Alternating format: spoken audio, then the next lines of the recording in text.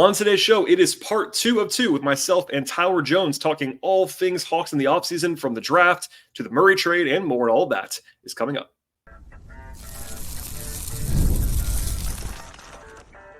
You are Locked On Hawks, your daily Atlanta Hawks podcast. Part of the Locked On Podcast Network. Your team every day.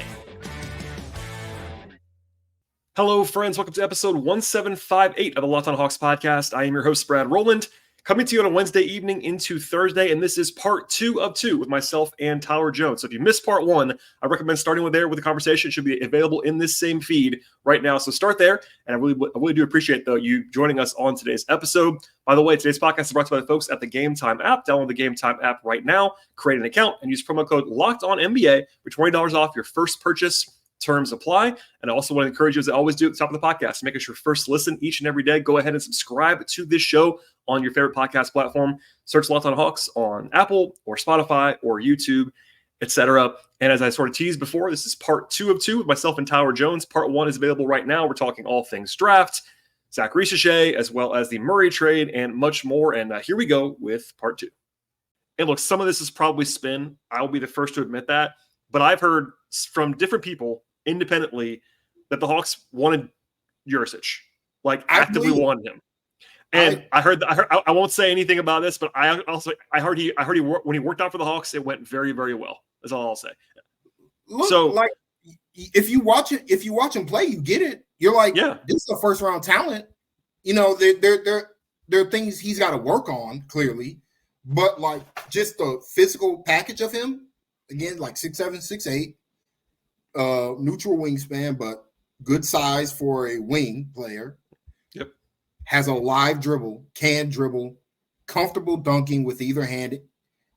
Very good, processor of the game. Likes to make flashy passes.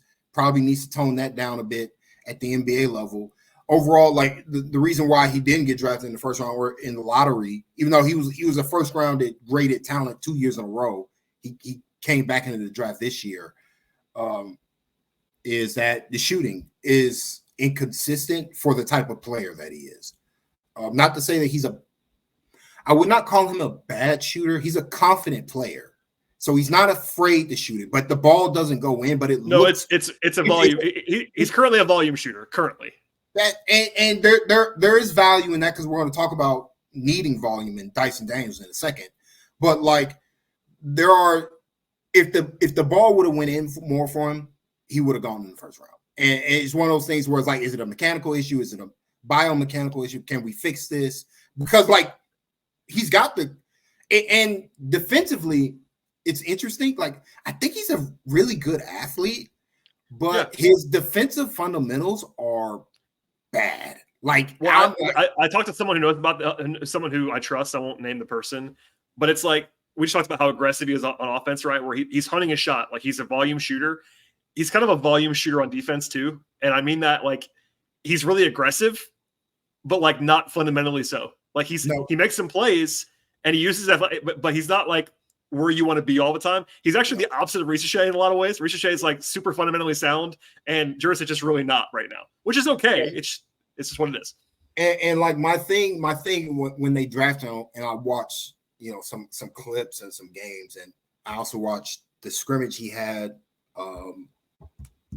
at the NBA Combine, where he played pretty well, but defensively it was just what is he doing? Does he not know how to get in a stance or something? Or less even a stance, it's just hey man, your technique, this is just not good. You're just getting blown by every time, even though you're a good athlete, because you're getting wrong foot, you got your wrong foot up. Come on. So I said when they drafted him, I'd like to see him get in the Ryan Schmidt cauldron. I understand he's no longer the G League head coach. I mean, he's part of the organization. He needs to get in that. He needs to get in that cauldron, Ryan Schmidt, or in that staff over there in College Park, more in particular. Whoever's going to be the new coach for the just whatever they did with Veet and Kobe defensively. Whatever they did with Veet and Kobe, if they do it for Đurišić, he can be a good defender too. Because athletically, he's there. This is not a bad this. I understand he's white, but he's actually pretty quick. He's a white European. I understand. He's very quick. Is he sneaky? Is he sneaky athletic? It's not a sneaky athletic when you're able to dunk with your left hand. No, he actually did. No, we agree. We agree. He's a good athlete. You're a pretty good athlete. So, and I also know that you enjoyed his shiner at the intro press conference as well. He took a shot, and very personable. I don't know. I talked to him a little bit after. More like not like less interview, more just chat, and super engaging. I mean, these guys are all young, but he's an engaging guy. He was funny at the press conference. I think he's a confident dude. I like him. Already got a nickname from. I was like, did Bob give him the nickname Nico? Is that his actual nickname? I truly don't know. Nico off the cuff. I'm like, I love Bob. 5 years. Bob might hear this podcast and maybe he'll text me in the morning when he hears this. I don't know. I meant to ask him, and I meant to ask him if that was given to him or if Bob just decided he was Nico. I don't know. I mean, it's a great nickname. I'm willing to call him Nico.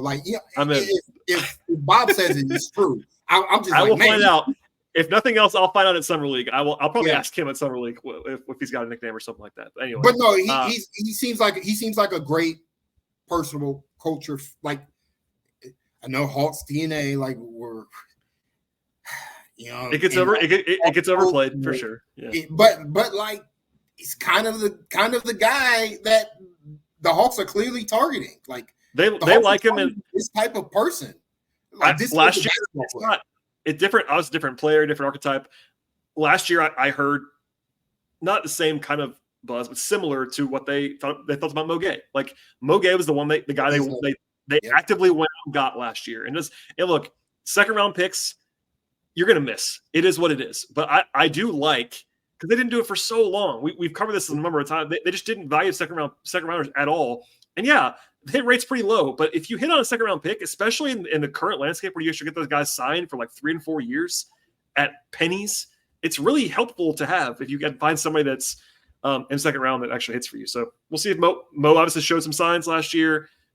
We'll see on Đurišić. Mo looks like a lottery talent, and I think but he has some things he has to work on to come through on that promise of his talent, physical talent. But the physical talent is all there with Mo Gay. There's nothing physically he's missing. It's all structure, particularly on the defensive side of the floor. Yes, it's all defense, which it's so funny to me always. People are always defensively, I'm like, watch him. He doesn't know what he's doing on defense. It is what it is. But I mean, if he gets there, he could be a really good player in this league. And I feel kind of same with Đurišić. Ultimately, if he can, honestly, even more than the jumper, if he clean up the defensive stuff, we saw with Veit last season. If you can keep your man in front, if you can keep guards in front of you, and then on offense, you have size, but you can dribble, get to the front of the rim if you have a seam and make the right play off of that, you're just going to be a good player. It's the simple stuff that the Hawks have lacked these last years. And I don't want to bring it back to your point you made. The biggest issue the Hawks have had in basically since the Eastern Conference Finals run is depth. They haven't had depth, and in large part because they passed on the second round. They draft the first round guys and they're like, well, he's a good player. We're good. No more. We're going to draft DeAndre Hunter, Cam Reddish, and we're never going to draft a forward again. Never again. Until Jalen Johnson. He plays. We're not going to draft a wing at all until AJ Griffin. So it's that's right. Think about when DeAndre Hunter was drafted in 2019. So not until 2022. It's been a long time. It's not that long, really, but for a basketball team, a big issue the Hawks have had is they couldn't trade John Collins because they had no depth behind him. They didn't have a replacement for him. Nope. And they were never going to get a replacement in return in draft. So we can't trade him. We can't trade him. And so then his value continued to deteriorate. That's right. They didn't have any depth behind him because they didn't have any second round picks. They didn't take it. There's always a Mo Gay in the second round. There's always a Nikola Đurišić in the second round. And one day one of those guys is going to hit. But you have to try. You have to actively look, scout, and this is where I'm like, credit where it's credit due Landry Fields and his staff. This is just a new regime. Schlenk, for all his strengths, drafting in the lottery, drafting in the first round, and building a team that made it to the Eastern Conference Finals, wasn't doing this stuff. Like he did, like whether it's his fault or, and this is actually a point I brought up on Twitter about Landry Fields, because you watch Landry Fields, like you say what you want about the man who never says anything. He's great at it. He's a great PR person, great at selling his ideas to a public, personable. He's got buy-in with his owner to buy a second-round pick, to trade somebody as good as AJ Griffin. That was nice. I agree. It doesn't fix it all. Seasons in a row, right? Two seasons in a row with Mo Gay, because they did the same thing with Mo Gay, and now with Nikola Đurišić, the owner, like, hey, we believe in this talent. Can we go get him? Later says, Tony, you're about to get $13 million from the league for not going over the tax. Can we use $1 million of that to buy a second round? I'm kind of kidding. But Brad, no, you're right. You're right. They didn't do that. Right. What did Tony do? We're just going to sell it. Sell the pick. Right. No, and you know how I feel about that. Nothing else anymore. That's selling picks. So. And like the Hawks, the lack of depth killed them this season. Like if they would have took some guys in the second round in 2018, 2019, 2020, maybe one of them hits. Maybe you get an Aaron Wiggins. Maybe you get a Najee Marshall. But you won't know if you don't try. And the Hawks for like 3 years literally didn't try because like we got no roster spots. We fill them all up. We're not going to take anybody. We're not going to use the two-way. We're not going to use all our resources we can to build the best team possible for the next 5 seasons. This is an organization now currently that has the long view. And we can get to the trade because I think that nothing exemplifies this more than the Hawks being like, no, thank you, Brandon Ingram. We want Dyson Daniels and 2 first-round picks, please. Today's show is brought to you by eBay Motors, and passion, drive, and patience are the formula for winning championships, and it keeps your ride or die alive.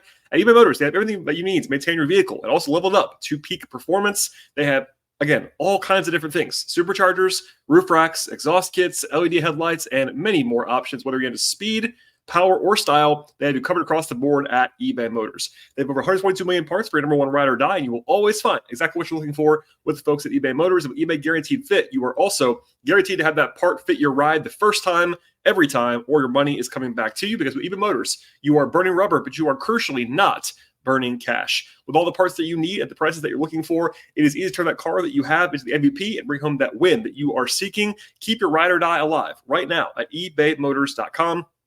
One more time, the place to go is ebaymotors.com. eBay Guaranteed Fit is available to U.S. customers. Eligible items only. Exclusions apply. You teased it. Let's do it now, right? So you and I have talked offline. I'm not online since the trade. We led with this kind of in the reaction to it, but I got some pushback from fans, and it was split. I wouldn't say it was unanimously negative, but my stance, and I think you even like it more than I do, but I liked it. I liked it for the Hawks. I would have done it. I said that on the Reaction podcast. I don't think it's a grand slam. I don't think it's a deal that you have to do like the Mikal Bridges trade for the Nets and resetting. That's a grand slam. You got a crazy overpay. You got to do it. This isn't that, but I liked it. I think it made logical sense. It did all kinds of things, right? It broke up Trey and Dejounte.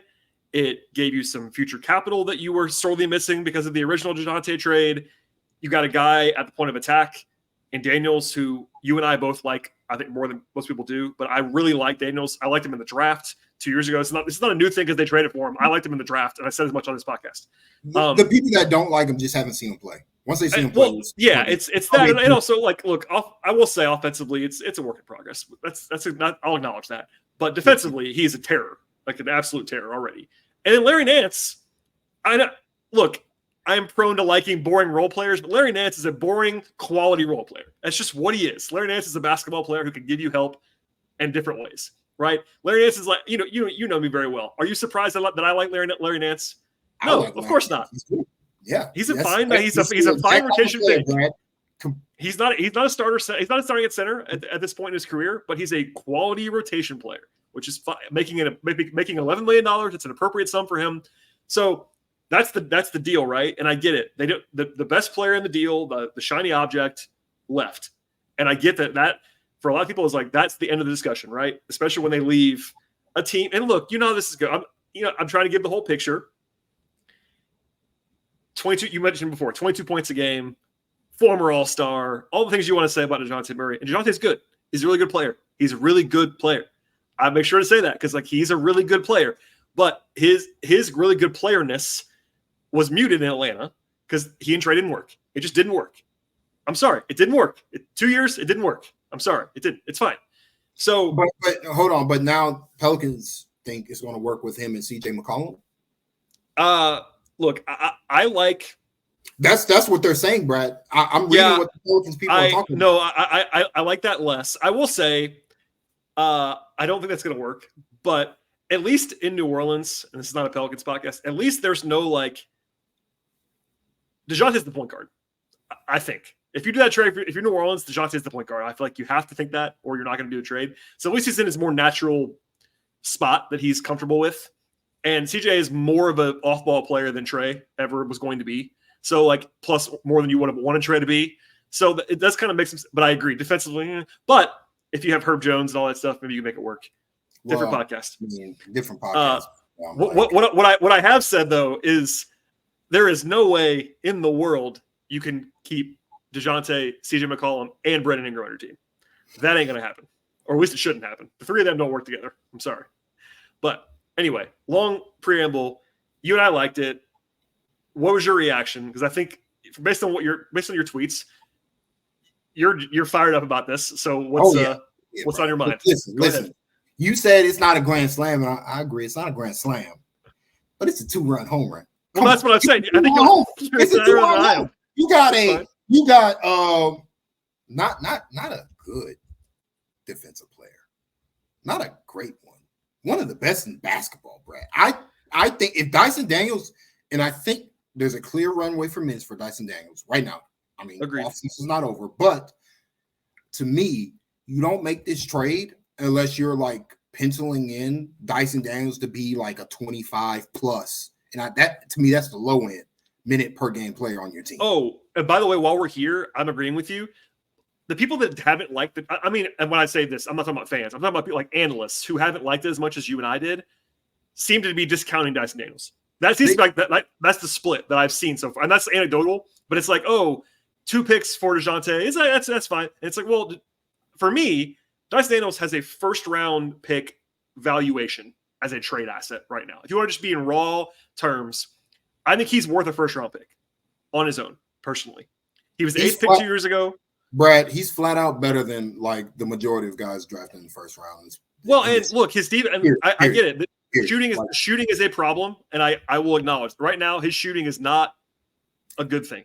But I think it's less shooting, but we'll get to that in a second. Let's talk about it because the defense. But we agree on that. I think, and people thought I was exaggerating to be in the tank for the Hawks, which is always so funny to me. You guys, I think people that listen to the show know that I'm not just saying stuff to say it. That's not what I do. Yeah, that's his payroll. Everybody knows it, Brad. I seen the checks, Brad. Oh my gosh. Wrestler sent you. So yeah, Tony and company, I'm sure love that I he's repeatedly talk about how I'm ducking the tax. They really love that. But look, I would have said this before the trade happened, before there was any buzz there. Daniels is a game-wrecking defender. He really is that good. If you told me right now that you were locking him in to 30-plus minutes a game, he might make all defense. I'm not saying he would, but he is really, really good defensively already at 21 years old. I mean, look, on a team that struggled with shooting, didn't have much shooting, period, on the roster. Dyson Daniels was playing 20 minutes a game his rookie and sophomore season. He forced himself on the floor because of how special his defense is. Now Pelicans had a lot of injuries as well. That leads to that. But this is not, and he's had injuries. He's also had injuries that has limited his ability to really grow. And so a little background with me with Dyson Daniels. One, I've always liked Dyson Daniels. I wanted the Hawks to take him. But they wanted him in that draft. Listen, it became very clear that draft, and I felt bad when Dyson Daniels went top 10. I was like, Dyson Daniels is clearly a top 10 talent in his draft, but these teams he will not reach his ceiling on these teams that don't have like elite offensive engines, because he needs to be in a positive offense. Like if he goes to a bad team, like it's just gonna be. And the Pelicans weren't a bad team, but they just don't have the offensive. They don't shoot enough threes. Like the offensive infrastructure for him in particular on a team that doesn't shoot enough threes, it's hard to justify playing a guy who isn't a good shooter right now. Like and also like you're right, and they also New Orleans, and this is what we talked about this actually with Ingram, ironically, 2 months ago, and that was like first coming up about how he's always been better when he plays with a point guard. Like his numbers a few years ago when he actually had a point guard were pretty good, and then they got rid of the point guard and went to this like egalitarian CJ, Zion, all these things. That can work for certain guys if you have bombers. Like if you're Trey Murphy, you could just bomb wherever. It doesn't matter. Like he'll fit wherever. Des Daniels is not a bomber at all. And if he's I think right now, he needs to be one of, you can't have him and another shaky shooter and a center on the court. And that's where they were. New Orleans had two more guys with him that were not great shooters. It was him, Brandon Ingram, who doesn't shoot threes.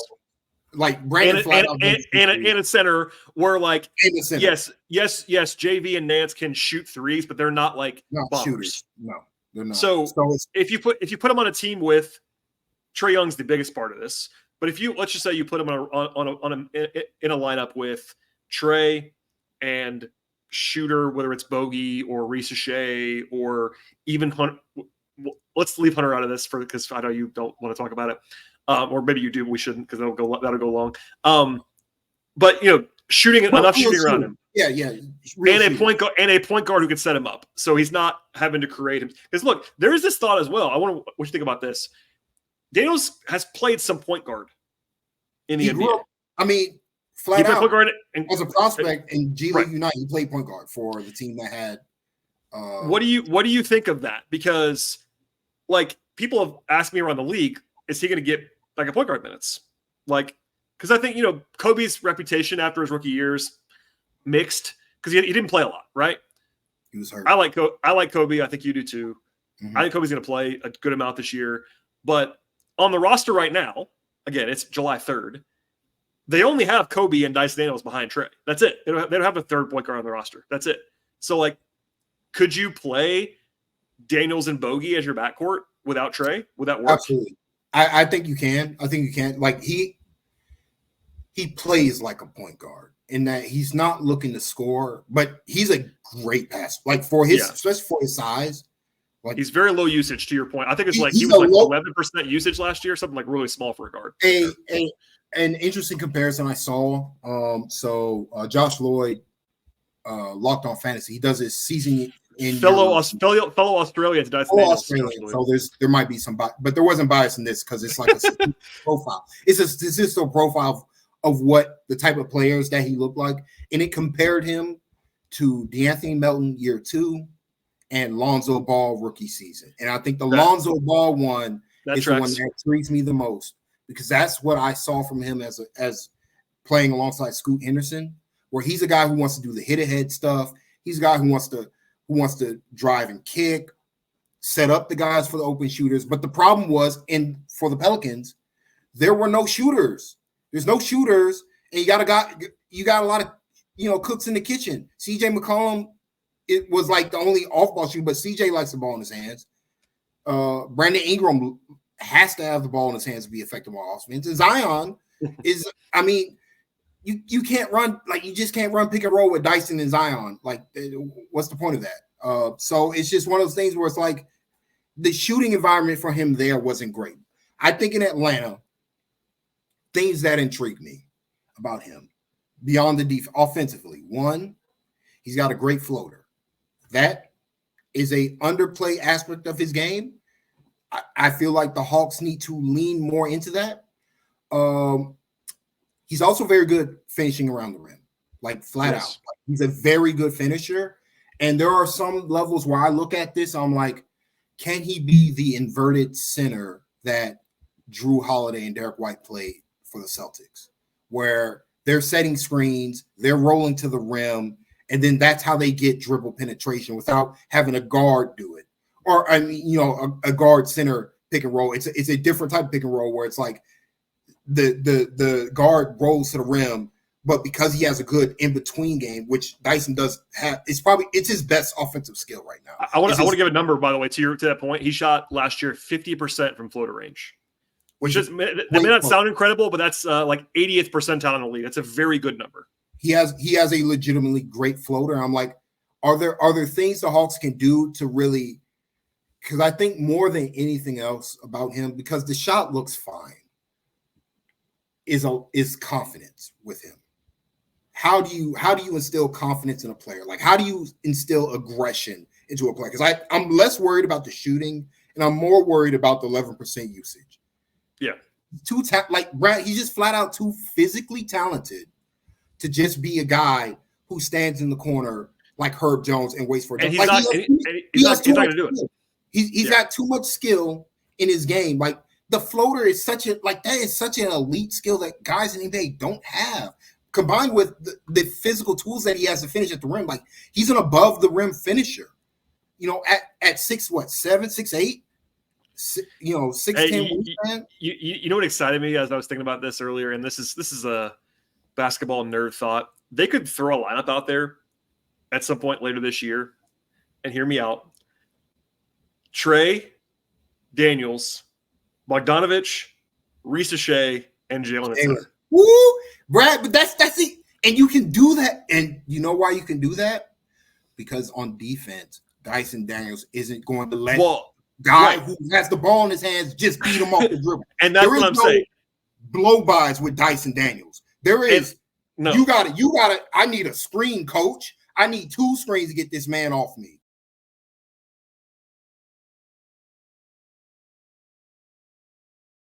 So let's just say this as plainly as possible, right?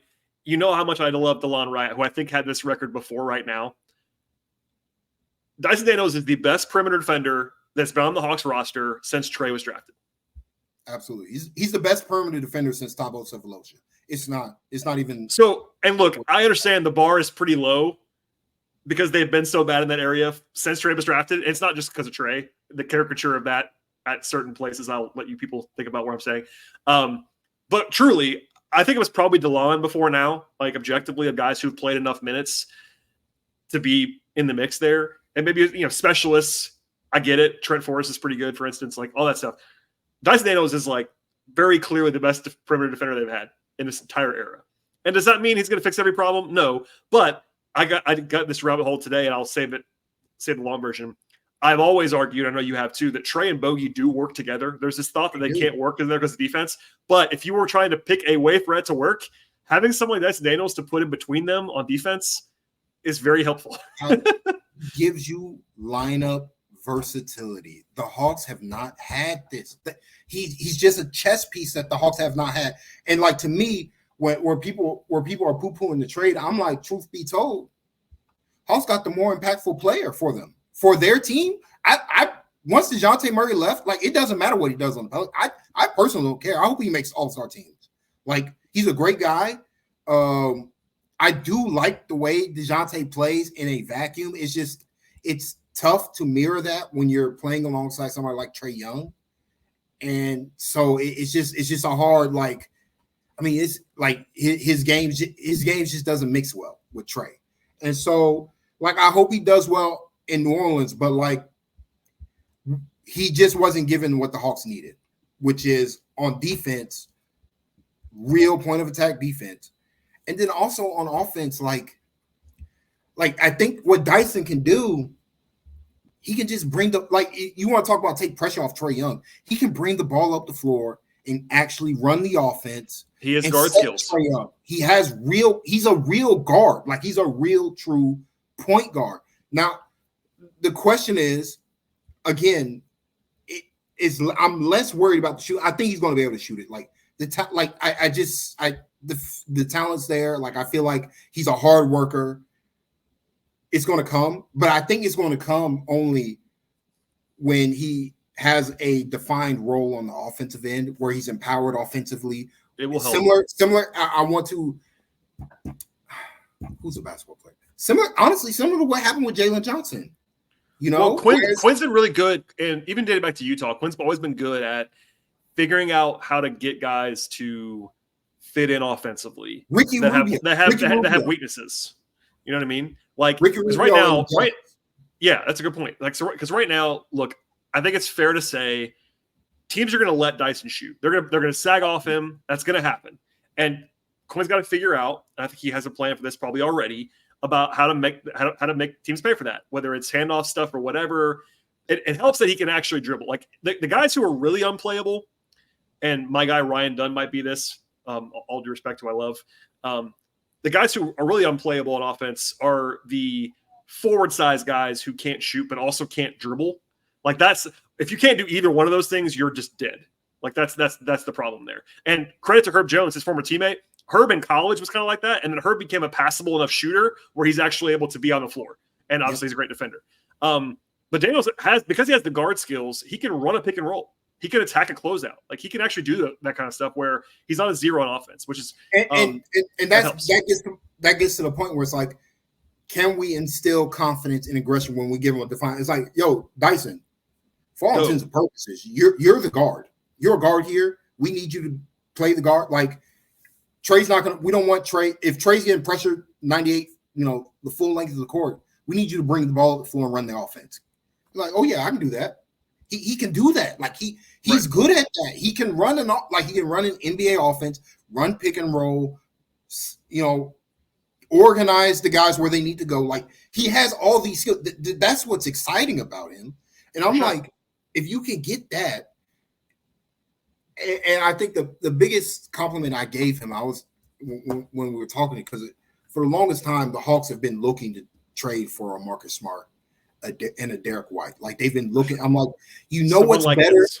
What's better than trading for 30-whatever-year-old Marcus Smart and 28-year-old Derek White is 21-year-old Derek White and 21-year-old Marcus Smart. Like you get the guy when he's young on a rookie scale contract who hasn't had the opportunity. He just hasn't had the opportunity to really like fulfill. I'm not saying he's going to be some all-star elite player, but I am saying full stop. If he's able to be on an NBA floor for 30 plus minutes, he might have the impact of one. No, he's that kind of defender. That's the thing.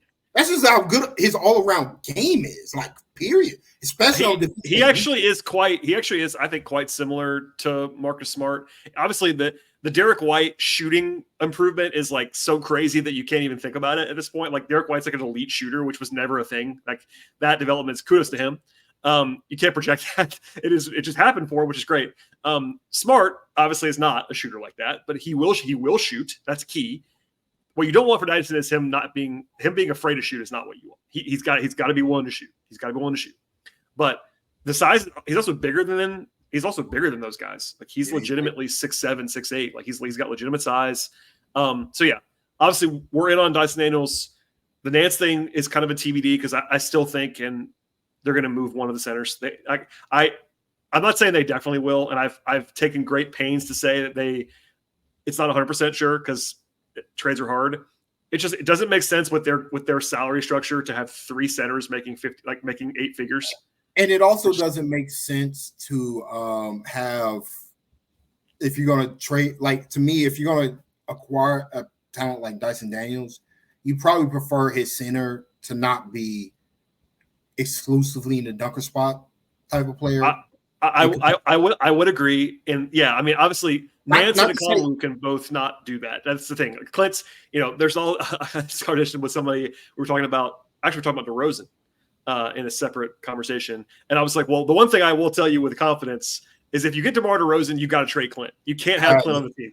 You can't. And I love Clint. Everybody says I love Clint. You can't do it. And obviously Daniels is not DeRozan, but I do think that objectively it's a little bit easier to play a guy like Dyson Daniels if your center can shoot a little, or at least be on the perimeter a little bit, not just be stuck in that spot. Because to me, I like the way to get him to play with confidence is not just to stick him in the corner and just be like, okay, well, it's to set a screen, roll to the rim, then be in the short roll and make decisions from there, or run the offense where, granted, like everybody's going under the screen, but at the same time, if you're playing alongside another shooter, that's got to be respected. Or if Trae Young's the person setting the screen, and he's taking two guys with him. All of a sudden, we got a driving lane, and he can attack.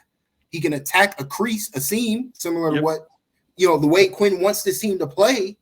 But he can't do that if there's a center, like if there's like a rim protector at the front of the rim, like right. So like that's where I look at getting him in particular, where I'm skeptical. I'm not saying Capella won't be on the team, but I feel like if we're going to rank who's likely to be on the team, Okongwu's most likely and Capella's least likely, even though Nance might have the most, weirdly enough, I think he has the most value in the trade. Well, only because like he hasn't gotten here yet. Yeah, I think Okongwu does. Nance is like, it's easier to kind of just like flip him because he hasn't come in. It's like He's not your guy yet, all that. And I've said this before, but I think there are people that have always assumed that Clint was like definitely in capital letters going to be traded, and that's never been true. Probable, maybe. Sure, I'll go that far, but like I've always said this summer that the chances of Clint being traded were being overstated, and the chances of Onyeka being traded were understated by a lot. And I'm not saying I still think I agree with you. Clint's more likely to be traded than Onyeka, pretty clearly. But I think that it's still a non-zero on all sides there, and maybe they could just. And there is a chance if they don't find. They keep all. That's fair. They keep all three. Especially if Nance can play the 4 a little bit, which he's not a great 4, but he can play there a little bit. Especially, you can play Nance and Okongwu together. Exactly. Nance and Capella, I don't think would work, but Nance and Okongwu would work. And sorry to Bruno, if they do that, they can't keep Bruno, unfortunately. And just one more point on this. I didn't mean to spend so much time on this, but it's all connected. Like it's all connected. It all connects. That's why the thing about like not trading Okongwu is like. The decision to not take Sarr or Klingon won, even though it sounds like the other guy was Reed Shepherd. I think is a pro in the conference favor, just because of his age, the contract that he's already signed. Oh, for sure, and the production that he's had in the NBA. Like, and I will say this: you know how I feel about this, but every indication is the Hawks are not exactly eager to pay the luxury tax. So if you have a guy, if Okongwu can become your fully entrenched starting center, making $14 million a year. Making 10% of the cap, that's a huge, huge thing if it works. It hasn't happened yet, but if he sells himself to the team, the GM, the coach, and says, I am the guy at center, everything else is easier. Because if you're starting center, is again 4 more years of I think it's not started yet. 4 years at 10% of the cap down to 9% in his last season. If he's your starter at center in capital letters, that makes things easy. I'm not saying it's going to happen, but it'd be nice. So I guess we'll talk about what the roster, like what starting lineups or whatever. To me, I think we'll save that for later. That's less important. I think what I'm going to say is this: Trey, Jalen, and Bogdanović are probably your 3 locks to be in your closing lineup. I tend to agree with that right now. With Bogey being like most likely, like just based on what if he's the player he was last year, he's without question one of your 5 best players. Like period. Okay, real quick, I cannot understand why people are still underrating Bogey. Because he doesn't start, Brad. I mean, is that why? Brad, he doesn't start. I guess that's why. But that's the reputation. Brad, that's the reputation. I've gone to great lengths about this too. Like he was honestly, it's like really easy to argue he was our second best player last year. If you want, there's without question. I was going to bring this up earlier. Well, I know how you feel about it. I know how you feel. I know. I was going to bring this up earlier. I was like, people nationally are poo-pooing the Hawks for trading their 4th best player for 2 unprotected first-round picks. That is Tyler Jones. That's Tyler Jones saying that. Tyler Jones. Yeah, that's me saying it. I mean, but Tyler Jones saying that. That's what EPM says. So no, all I'm saying is Bogey remains tremendously underrated. That's all I will say about that. Bogey remains tremendously underrated. There's this whole thing about like they don't have a shooting guard. I'm like, they have a very, very good shooting guard. Of the better shooting guards in the NBA. It's just that he doesn't start, and so then he gets like if you're not starting Brad, you're just not a good NBA player. So that's kind of what the discourse is. But I think, and I said this earlier, I think the 4th guy, just based on the tools that he has right now, or the fourth guy is Dyson Daniels. Just based on what he's already done in the NBA relative to everybody else in the league. Like, he fills a defined role as a, now there might be times where they want to get more offense, defense, all that good stuff, but I'm just saying, like, hit the full package, because being bluntly, he's been a good rotation player 2 years into his NBA career, like, full stop. He's been a good rotation player for a good team multiple years for one of the best defenses in the NBA. And I think with him, alongside Kobe, alongside Risacher that we talked about earlier in the pod, alongside Jalen Johnson, who we didn't talk about that much, but we'll get a lot, alongside even somebody like Zaccharie and whoever they, other guys, like, it's exciting to look at the Hawks roster and be like, there's some good defensive personnel here. Remember, Brad, earlier in the Trae Young era, where we always talked about, we were like, well, it was supposed to be DeAndre Hunter, but he's better offensively than defensively. His rookie and soft, and so it's like all these guys are offensive first players. Now we got all this defensive talent. I'm like, it's gonna be weird. Like, it took Landry 2 years to give me all this defensive talent. I've been begging. I've been crying and coping and pleading the Hawks to do something about the defense. No, you and I agree. Since that culture left, the Hawks have just been like, we're just gonna throw whoever out there. Well, I will say now, it's funny. They need more shooting. They've always needed more shooting. They need more. Well, shooting. I know, but they still do. They need more shooting. Right, it's like they always need more shooting. They've never not needed more shooting since Gallo left. Like, since Gallo left, they have not replaced Gallo's shooting, and so they need to find another shooter somewhere. And it could be Gary Bird, but like it could be. And they got work to do. Like, we're gonna get out of here because we're already going long. But like, they got more work to do. We talked about the centers already. They got to figure out Veet's coming back. I'm 99% sure, but we'll see. They could still sign Sadiq. I know people don't love that, but there's a price where it makes sense to sign Sadiq. There just is. Like, I think people have kind of gone too far the other way on Sadiq. Like, I used to be the guy who was too low on Sadiq according to everybody because I didn't like his defense, because I still don't. But he's a perfectly fine, like, eighth man. Like, he's not a bad basketball player. He just didn't shoot it well last year. And then you got a ninth man in DeAndre Hunter making $20 million. I'm leaving that right there for later. I'll say that that's an August conversation if we have to have it. But yeah, Veet, Sadiq. If they go other, I still think that they probably will. If I had to guess, bring in another guard, whether it's on a two-way or a minimum, to supplement Kobe and Dyson. I know we talked about that earlier, but just to say, like, I think, they got tied to Colin Gillespie, who did sign with Phoenix, but that was not a coincidence to me. Like, they're kind of in the market for a two-way-ish backup point guard. Like, Jordan McLaughlin would make a lot of sense, like a boring backup point guard. But like, Brad, that's not what the Hawks hadn't been doing this. Like, the Hawks hadn't been looking for a Colin Gillespie, a Jordan McLaughlin. Like, they have not been doing that. They've been like, so, like, during the Heat, everybody agreed during the Heat series, the Hawks needed more ball handlers. And so then they traded $18 billion first-round picks for Dejounte Murray. Instead of being like, could we find an Austin Reeves? Can we find a Alex Caruso, a Patrick Beverly, a insert, like, undrafted guard, big or medium-sized small guard, who can just do the solid things well, either in the second round or as an undrafted free agent. Like, they didn't scout this type of talent where it's like, and they also had Dylan Wright, and they just said, no thanks, Dylan. Which doesn't make sense. To this day, I don't understand the DeLon thing, but alas. But it's to me, it's exciting that the Hawks are looking at every avenue that's not just brand names. Brandon Ingram is a brand name.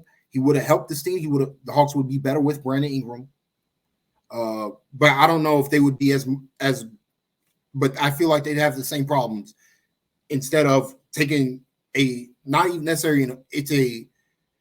a risk. It's more like a real investment in somebody like Dyson Daniels with the upside for your team in particular to really push them to another level defensively in a way that Brandon Ingram just wasn't. Like, Brandon Ingram, like, respect to Brandon Ingram, what he was going to bring to the table other than his mismatch ISO scoring, isn't something the Hawks were lacking. Like, offense is not an issue.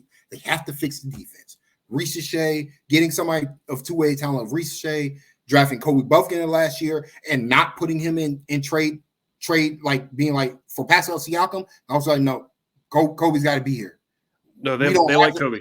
They like Kobe a lot. Like Kobe. We're not trading him for Pascal for 1 year rental. No, thank you. Like, this is a commitment to, we want to fix the defense. We understand defense is a real issue, and we understand it's not going to take one season of us fixing. We've got to find guys. We got to find a Vit Krejci. So now we got to find our version of Austin Reeves. I'm like, we got to find our version of whoever that, guard is who can fill the role that Lou Williams left. Like, the Hawks really have not replaced the Lou Williams they got when they got him at the trade deadline and Gallinari. Like, those are the two things they've missed since the Eastern Conference Finals run. If you pull back a bit, those are the two like real missing pieces. Like, Lou didn't play that much, when he was a pure backup for Trae Young. But those minutes were transformative. When they swapped him for Rajon Rondo, he's as big a reason as anybody that the Hawks took off. Do you remember when the Hawks had Rajon Rondo? Because I do. That was weird. Travis loved them brand names, man. That happened. That happened. Brand names. We're off the rails. This is already probably too long. That's my fault. But hey, we did it. It'll be 2 parts. People hopefully will like it. And look, there was lots of stuff we can still talk about that we'll have to say for later. And part of that's that we don't know who's going to be on a team. But yeah, we don't. Once we have a roster, once Summer League happens, you and I will talk again about what we saw there. But it has some Summer League recaps, baby. I appreciate your willingness always to come on the podcast. Anything that you want to plug? I know you probably have anime stuff, and if not that, you are a regular on a podcast we should plug at some point. So yeah, you can listen to me rabble even more on ATL 29 alongside Glenn Willis and KL Chenard or Kevin Chenard on Twitter. A great show. I'm an every show listener to ATL 29. Just saying. Yeah, and Glenn has great insights, and Kevin asks great questions every time. He always, the question he asks always makes you think in a ways it pulls you in the directions you're not expecting. That's why I love going on there, and it's glad to be back with those two guys full time now. So that's where you can find me as well, and then you can follow me on X or Twitter. There you go. Lockdown probably first X, so Jonesy2X4, where I have a lot of takes and I'm a little more unhinged. I've been unhinged recently, a little more unhinged. Look, man, free agency, it gets your blood flowing, gets you pumping. You're like, we gotta make all these trades, and I get excited. I'm like, is this the year DeAndre Hunter is out of my life? Is it the year? I feel it's. It is not the year, I don't think. We'll see. Hey, it could happen. No, thank you for being here as always. And there are people that think we don't like each other, which is funny. But really? Oh wow. Yeah, just because of Twitter. Everyone's because you'll go at me on Twitter and it's like, I'm like, no, this is what happens. This is what we do. Thank you for being here. I very much appreciate it, my friend. As for everybody else, hopefully by the time I end the recording and post it, nothing's happened to ruin this podcast. But hey, if it does, we'll have more content. So please subscribe to this show. Enjoy July 4th, everybody. We'll have a show at some point after that. Then I'm going to Vegas. It's Summer League, all kinds of stuff. So stay tuned, subscribe, check out ATL 29. Follow Tyler if he lets you on Twitter. He might not let you, but if you try, he might let you in. And I appreciate everybody listening to the show. We'll see you all next time.